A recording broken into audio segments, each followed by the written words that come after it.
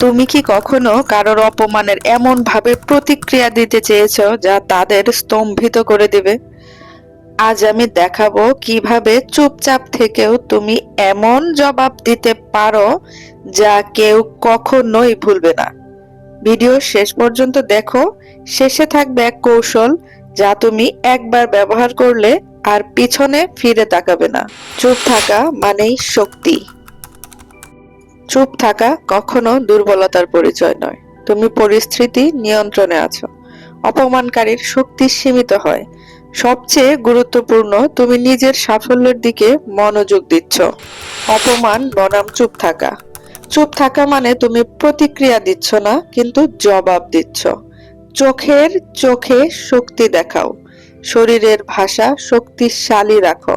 পরবর্তী সময়ে তোমার কাজ দিয়ে জবাব দাও। কেউ তোমাকে অপমান করছে, শান্তভাবে হাঁটো বা হালকা হাসো। এটাই সবচেয়ে শক্তিশালী প্রতিক্রিয়া। চাপ, আত্মবিশ্বাস। সাফল্যশীল মানুষরা প্রায়ই চুপ থেকে প্রতিক্রিয়া দেখায়। তারা চুপ থাকেন এবং তাদের কাজ দিয়ে প্রমাণ করেন তারা কোনো তুচ্ছ নয়। তুমি একইভাবে করতে পারো। তোমার সাফল্যই হবে চুপ থেকে সবচেয়ে শক্তিশালী জবাব। সাফল্যের মাধ্যমে জবাব। চুপ থেকে শক্তিশালী জবাব দেওয়ার 4টি স্টেপ।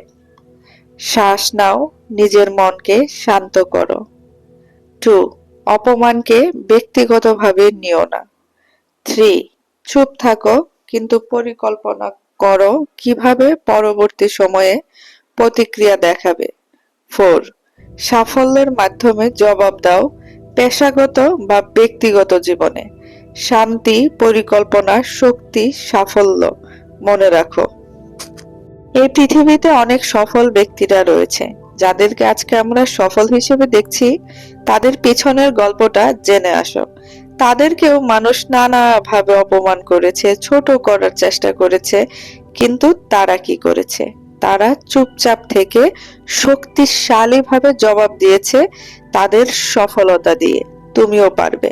আজকের ভিডিওতে যে বিষয়গুলো তুলে ধরেছি সেগুলো শিখে নাও, সেই ট্রিক্স গুলো ফলো করো। তাহলে তুমিও হতে পারবে একদিন সফল ব্যক্তি, এবং যারা তোমাকে আজ অপমান করছে তাদেরকে কাজের মাধ্যমে তুমি সঠিক জবাব দিতে পারবে। মনে রাখো, চুপ থাকা মানে তুমি হারছো না।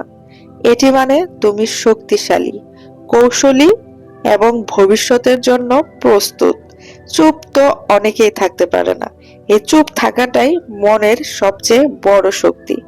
আজ থেকে যখন কেউ তোমাকে অপমান করবে, চুপ থেকো, কিন্তু তোমার প্রতিক্রিয়া থাকবে সাফল্যের মাধ্যমে। ভিডিওটি যদি ভালো লেগে থাকে, লাইক দাও, কমেন্ট করো এবং সাবস্ক্রাইব করো।